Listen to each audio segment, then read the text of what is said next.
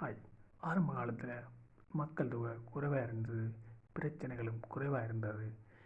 அதனால் யார் முதியவர்களுக்கு மரியாதை கொடுக்கணும், கற்பிணித்தார்களுக்கு மரியாதை கொடுக்கணும் என்று சிறிய அளவில் பிரச்சனைகள் இருந்ததால் சிறிய அளவு ஆன்மீகம் இருந்தது.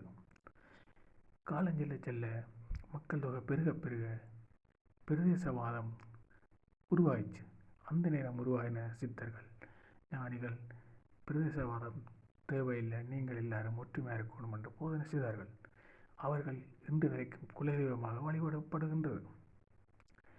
இதுக்கப்புறம் கிருஷ்ணனுடைய வருகைக்கு பிறகு மதங்கள் மார்க்கங்கள் பல தோற்றம் பெற்றன. கிருஷ்ணா, புத்தா, ஜீசஸ் இவர்கள் என்னதான் நல்ல போதனைகளை செஞ்சாலும் அவர்களை வைத்து மார்க்கங்கள் உருவாக்கப்பட்டது. இது காலப்போக்கில் மதங்களுக்குள்ள எந்த மதம் பெரியது என்ற பிரச்சனையை உருவாக்கிச்சு. ஏற்கனவே மக்கள் தொகை கூடிக்கொண்டு போக இப்படியான பிரச்சனைகள் உருவாக சகஜமான ஒரு விடயமாகப்பட்டது. இதுக்கப்புறம் வந்த நபிகள் மதங்களோ பிரதேசவாதங்களோ எதுவும் இங்கு பெரிதில்லை. இறைவன் ஒருவன் தான்.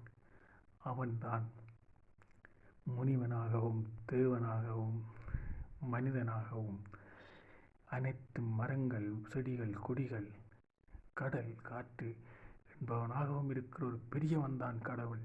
அவனை மனதில் நினைத்து நீங்கள் வணங்கினாலே போதும், சிலை வழிபாடு தேவையில்லை என்று போதனை செய்த ஆகப்பெரும் ஒரு தூதனாகவும் எல்லா மக்களாலையும் ஏற்றுக்கொள்ளக்கூடிய ஒரு சத்தியத்தை உரைத்தவராகவும் இருந்தார்.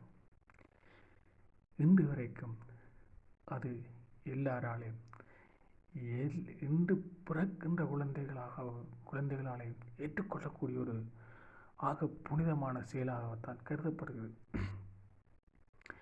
இன்றைக்கு அதையும் விமர்சனம் செய்யக்கூடிய அளவுக்கு இருக்குது. மக்கள் கூட கூட கேள்விகள் எழும்பத்தான் செல்லும்.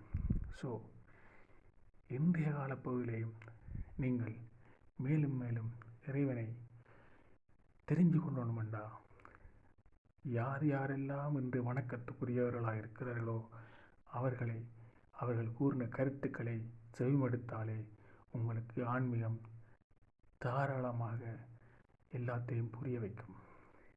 2026 உங்களுக்கு ஒரு அமைதியான ஆண்டின் தொடக்கமாகவே இருக்கும். ஓகே, பாய்.